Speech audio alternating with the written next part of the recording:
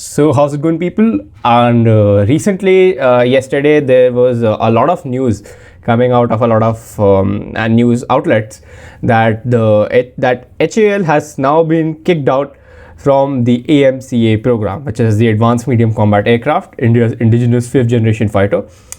And while HAL has denied this on Twitter, it is very likely that they were kicked out of it because everybody was anticipating that the government now wants to build a domestic aerospace industry. So for that, they need private players to come into the developing the fighter jets, and that's the reason. And HAL has been holding a monopoly for the past 60 years in the Indian defense aerospace industry. So let's get started. We'll just go through quickly what's actually happening. So you can just see that yesterday a lot of such news were coming out. This one is from The Print, which says that HAL is now out and Indian private firms are to make the advanced medium combat aircraft. So again, there might be the same case of the L1 system that the Indian government has, which is choose the lowest bidder, the one who quotes the lowest prices. I don't think that this is how this should work in the AMCA program, because it is our first fifth generation fighter. It will definitely cost a lot of money. We should not be cheaping out on this, but indeed the three companies that have been chosen are very good at what they do. They have a lot of experience. So first of all, HAL has now been kicked out of the 15,000 crore rupees project, which has been sanctioned by the Cabinet Committee on Security to build 5 prototypes of the fifth generation AMCA program, the AMCA Mark 1.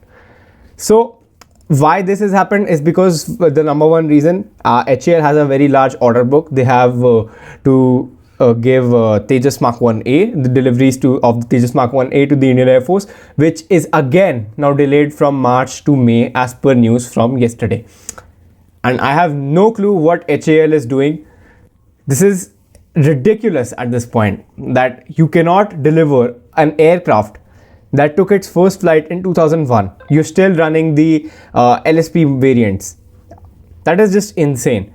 So they have Tejas Mark 1, Tejas Mark 2, the TED-BF, the Navy's 4.5 gen fighter, or 5 minus gen fighter as they call it, the IMRH helicopter, the LCH, Prachand helicopter, Rudra helicopters, Dhruv helicopters.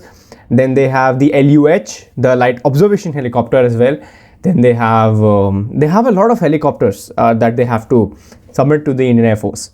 Then the utility helicopter marine for the Indian Navy, which is an advanced version of the Dhruv that is specifically made for the Indian Navy.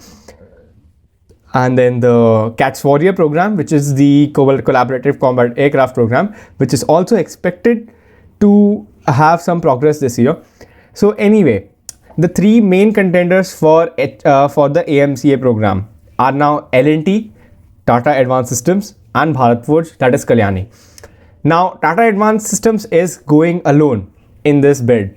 Meanwhile, L&T and Bharat Forge are having two partners in a 50-30-20 work share division.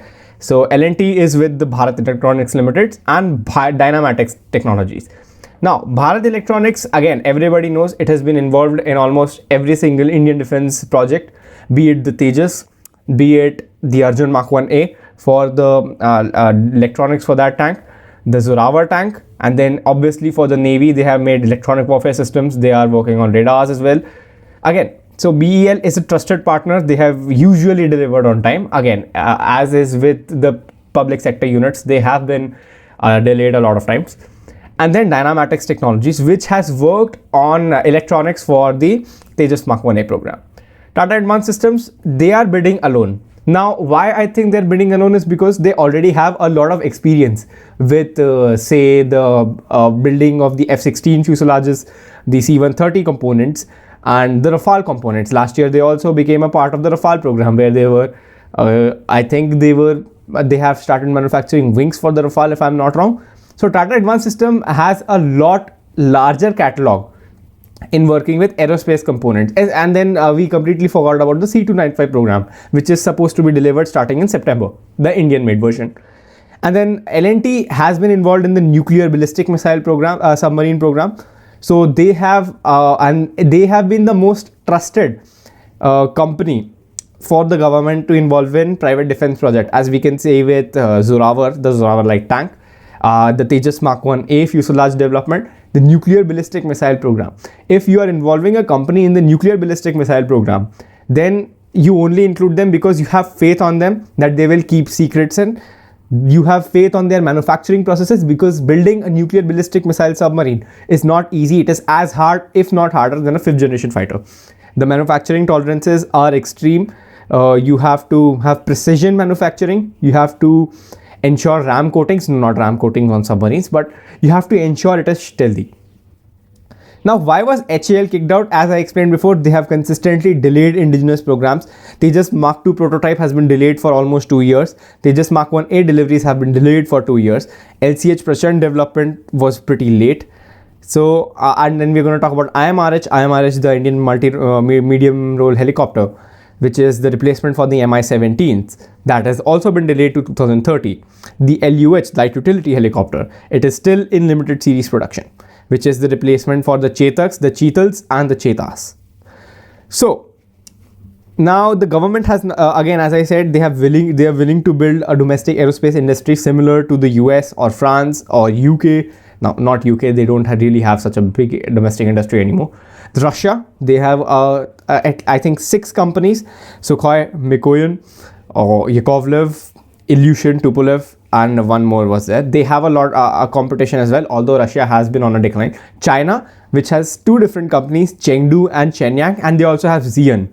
They have 3 aerospace companies. So meanwhile, India only has 1 aerospace company which has manufactured or more or less assembled external aircraft for the past 60 years. They have not absorbed any of the technology, and while they have been good at delivering screwdrivered fighter jets in the past, they have not been good with the domestic programs. Then with HAL out, now the prototypes will be made by one final chosen contender. However, it is only as a production partner. They are using the development cum production model. It is not that the contender, whoever will be chosen, will be retain the design authority. ADA will maintain design and integration authority. They will have strict check on how the prototype is being made, and afterwards whoever will get the manufacturing contract, how they will produce it. So ADA will keep a very big oversight on the program, because this is very crucial to national security. Now, long term, it is presumed, it is a huge risk that to give a 5th generation fighter to a company that has never made it. Neither of the 3 have ever made a 5th generation fighter.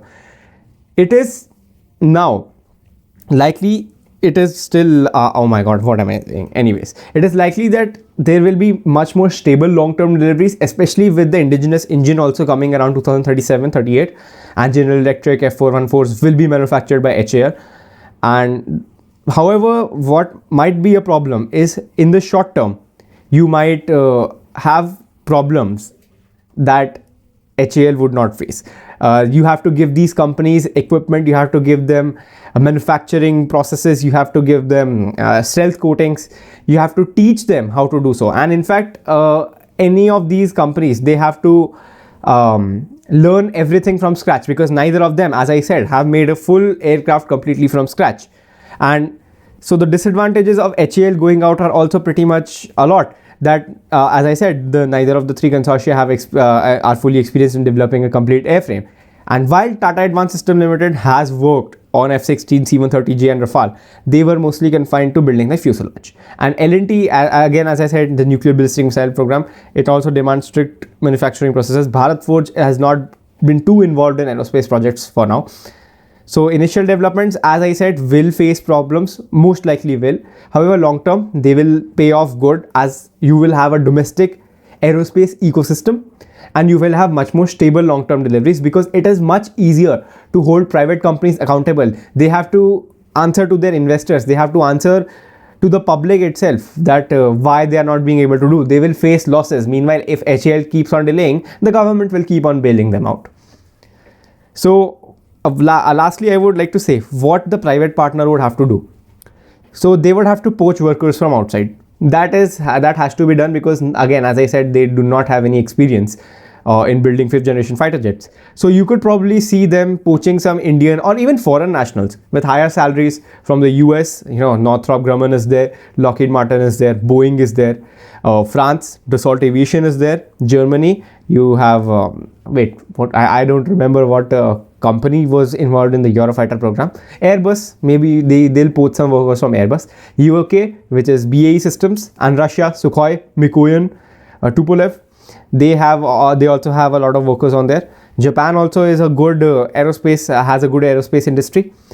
So consultation might also be sought because, again, neither ADA has any experience in 5th generation fighters nor these private companies have. So consultation likely would be Dassault or Sukhoi. I am leaning more towards the Sukhoi part if the Su-57 is procured, because Russia has said that they would like to help India to build the AMCA program, and they do have a very good experience in manufacturing and design. Or Dassault, as always, Dassault is extremely disciplined in manufacturing airplanes. Almost all of their planes that they have made have been a big success. So Dassault could be another consultant.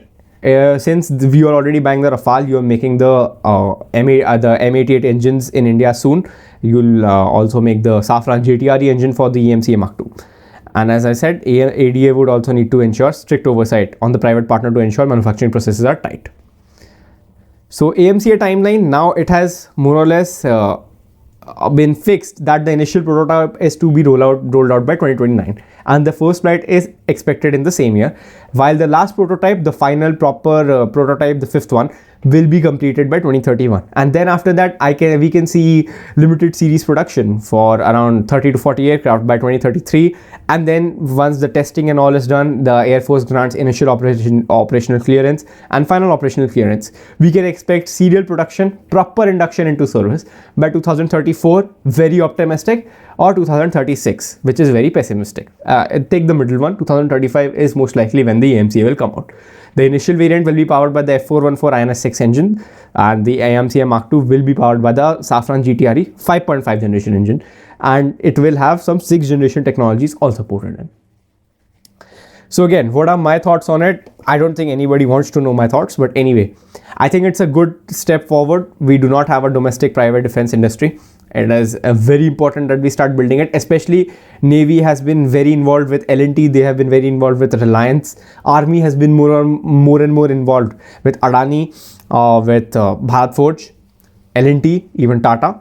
Army, I think I would say, has been the most involved with private projects. So yeah, it's time that and also I think it's time that HAL be privatized or be reorganized, because if you can't deliver Tejas Mark 1A till now, they have 15 airframes ready, they have 5 engines on time.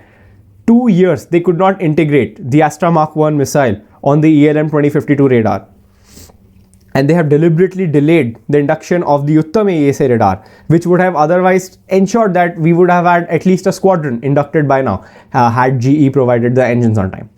So there has to be some action taken on HAL and especially its executives, because I have no clue what they are doing.